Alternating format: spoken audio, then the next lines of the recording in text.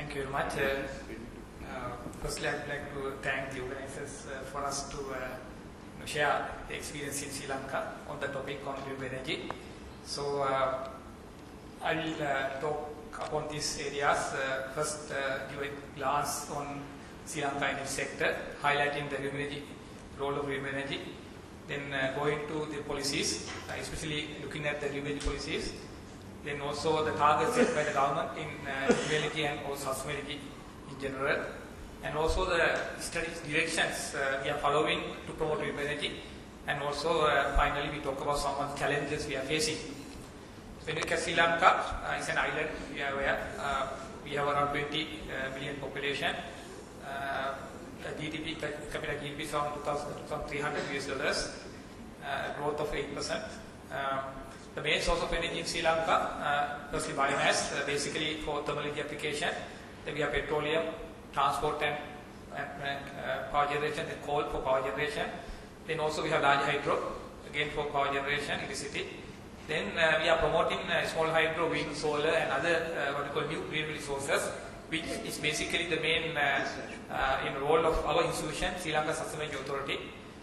Presently, the energy sector, we have around 50% or 48% is consumed in domestic and commercial sector. The balance is shared by industry and transport. So when you look at the electricity sector alone, the power generation, we have around 3,100 megawatt installed capacity with a peak of 2,100. So there's a gap of around 1,000 megawatt.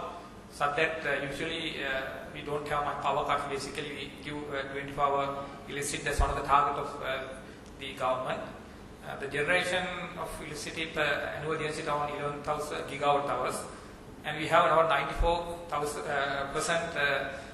the household electrification presently, and targeting by 2015 for 100%. So we are going ahead in this plan to have 100% electrification by 2015. Presently, the installed capacity of hydro is 1,400 megawatt, and in fact we have already exploited the major hydro. So we, as indicated earlier, the hydro is the cheapest, but one thing is now we have already exploited the full capacity. So we have reached the limit, and then the demand is now catered by thermal energy application, thermal sources, and the new renewable sources, NRE, contribute around 350 megawatt, which consists of small hydro, solar, wind, and biomass. When you look at last year, 2013, the percentage contribution from different sources, 23% come from large hydro, 70% from thermal, both oil and coal. Then balance 6% from new renewable sources like small hydro, wind, biomass, and solar. Now this is where we had last year, for example, last few years we had low rainfall, so therefore contribution of hydro went down. But typical average is around 35% come from hydro, the balance around 60% come from thermal. So it's a special case where we had a drought season where we had to use more thermal. So that indicates the sensitivity or to this thermal sector, that when you have drought season, we have to import more and more oil and coal. We don't have the indigenous, thermal sources, oil or coal, so we have to import it. So that has a huge impact in our economy. So therefore, energy sector, especially the use of high thermal energy, has given rise to many problems there. So therefore, we are looking forward to promote new renewable sources, where we have some targets which I will indicate later. So when you look at the energy sector policies, I will go by national level policies first, the development policies. Like other countries, the national goals in the development is basically to achieve economic development while addressing social and environmental aspects, basically talking about sustainable development. And in the energy sector, we are looking at development of our indigenous energy sources, especially renewable resources, and also conversion facilities and delivery systems to enable an access of energy services by all the communities in their entire community population, and thereby supply safe and reliable energy services. And we look at government vision for the future. We have this important economic strategy. There basically, government is looking at some what you call this, hubs of economic hubs, where energy is one of the hub identified there. Looking at regional level energy trade, where Sri Lanka want to be one of the key players there. So that's one of the target, the vision of the government.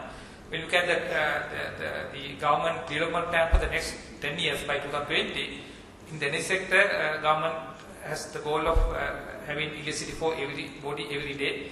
That's the again the goal set by the government, for which we are working as a government institution to promote renewable energy. When you look at the economic framework, government has recognized the importance of globalization, where it also recognized the opportunities as well as challenges, and the potential of many benefits from the commitments under the free trade agreements with regional countries, including opportunities for investments as well as acquisition of technologies. The technology transfer has been identified by the government, and in that line, studies are to promote private sector participation, especially for renewable energy development. The government is basically rely on private sector involvement and also the foreign direct investment, and would like to see how the diversification of the pattern of finance can be enhanced, and thereby have some kind of a privatization for investment, especially looking at the clean energy sector. The governments would like to get more and more foreign direct investment to promote this sector. We look at the energy policies. We have 9 energy policy elements in the present energy policy, out of which 5 basically linked to renewable energy, providing basic energy needs, ensuring energy security, promoting energy efficiency and conservation, promoting indigenous resources, and protection from adverse environmental impact of energy facilities. All these 5 elements in the national energy policy and strategies linked to sustainable energy, especially renewable energy, which is the main role of Sri Lanka Sustainability Authority. When we look at energy sector policies, I could identify 3 main driving factors, growing concerns which promote renewable energy. Energy security is one side. I said earlier, we are heavily dependent upon the fossil fuel, which are imported source, and more than 1/3 of our income is spent for importation of fossil fuel, which is a huge burden to the country. And so therefore, by enhancing renewable energy sources, we can achieve more energy security. So that's one of the areas. Then environmental sustainability. Though Sri Lanka is not a highly polluted country, we are concerned of the environment, and thereby we are promoting renewable energy, also looking at the environmental aspect. And finally, socio-economic development. Since we have a lot of renewable resources, by exploiting those, it can contribute to socio-economic development in the country. So that's another aspect we are looking at. So under these three dimensions, we are promoting new renewable resources, basically solar, wind, biomass, and other sources. When you look at the renewable sector, we have a target of reaching 20% of green electricity by 2020. That's the target set by the government. Presently, we are generating around 6 to 7%. So by 2016, we want to reach around 10%, and 2020 by 20%. So we set our targets in that line. We need around 1,100 megawatt from these sources by 2020. So we have 4 sources under exploitation: small hydro, wind, biomass, and solar. So our target is to reach around 400 megawatt from small hydro. Presently it's 250. Then wind, we have around 100 megawatt now. So we want to have 300 more to reach 400 megawatt from wind. Then biomass, 140 megawatt. Presently is around 50 megawatt biomass power generation we have. The solar, we want to reach around 160 megawatt. Presently is only 1 megawatt. So we are looking at more development in solar sector. So those are the targets we are having for renewable energy by 2020. Investment, when you look at the plan for 2020 for the sector, the whole energy sector, we have the government has target or rather looking at around almost 600 plus billion rupees investment in the sector: generation, transmission, distribution, as well as energy conservation. Part of that is related to clean energy, especially for transmission line development, looking at clean energy sources, as well as some of the generations are looking at promotion of renewable energy. So therefore, it's a huge potential is there in the sector. When you look at the strategic directions, we are planning our renewable development in 3 stages. First, we are doing the resource mapping, covering all the renewable sources in the country. Resource maps. Once we get the resource maps, we are then going for real potential identification of projects. Thereby, we can generate resource inventories. Already we have done that one. So the regional wise resource inventory has been developed for the medium term development, and then finally based on that we are looking at technology roadmap for renewable energy sources by looking at the source as well as technologies to reach the earlier targets 20%, how we had to go forward. So those are the 3 stages. We are looking at the strategic approach in this direction, where we are looking at basically prioritization of different technologies by looking at sustainable criteria, social, economic, environment, and other areas we are looking at to prioritize this. So what we have done up to now is basically we have mapped the resources for the 4 main sources: solar, wind, and hydro, biomass. Solar and wind maps are already completed.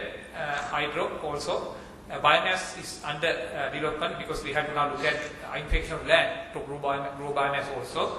But solar, wind, hydro has been completed, so we know where we have the resources. And also we are looking at other sources like geothermal, ocean thermal, wave, which are not done yet, but we are looking forward to do it within coming 2 years. So then what we have done is based on this resource mapping, we identify what are the type of projects we can do in each sources in each district. So we have these 25 districts, each district, biomass, solar, wind, and hydro. How much we can generate for next 6 or 7 years by 2020? We have identified around 2,200 megawatt. So this is a resource map inventory we are having. Out of this 2,200 megawatt, we are looking at 1,100 megawatt to be exploited to reach this 20% target. Now that 1,100 will be selected based on the sustainable criteria. So that's what we are looking at next stage. Out of this 2,200, how to select different sources. We develop this what we call technology roadmap by looking at solar, wind, biomass, different technologies. How we are going to map for the next 3 years, next 10 years, and next 20 years. 3 stages: first phase, second phase, and third phase.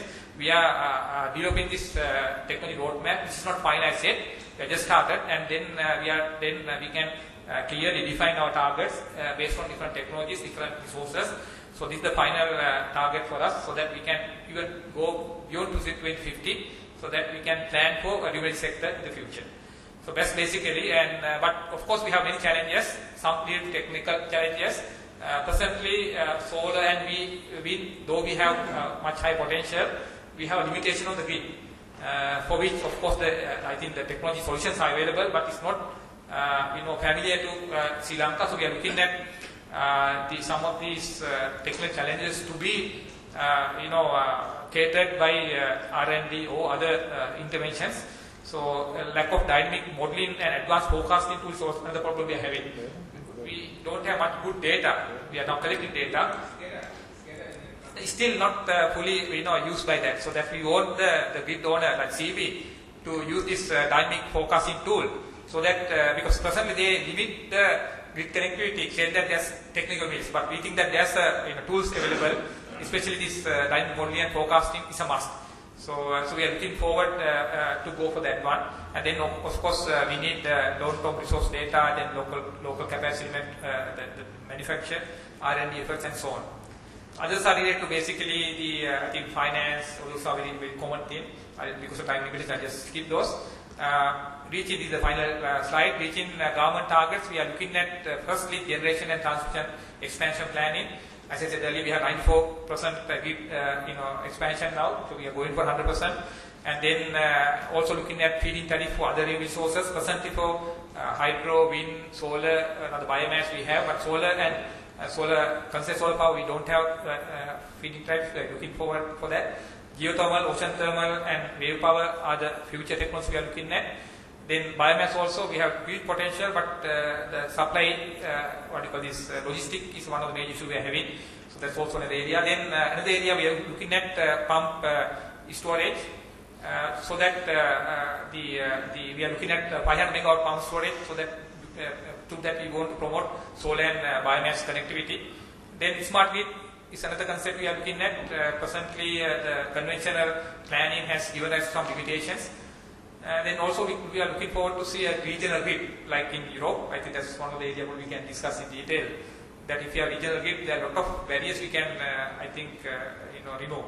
So and recently, very recently, the Ministry of Technology and Research has started the R&D investment framework for all the development areas, including energy. There are 10 plus technological areas where energy is one of the areas. So we are now looking at for next 6 to 7 years R&D development plan, especially looking at these issues I have highlighted above to promote renewable connectivity to the grid. So that's all, and thank you very much.